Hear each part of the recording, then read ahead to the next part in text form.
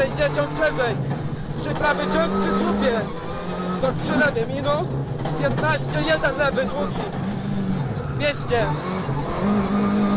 2 lewy za budynek. Przechodzi łuk prawy minus.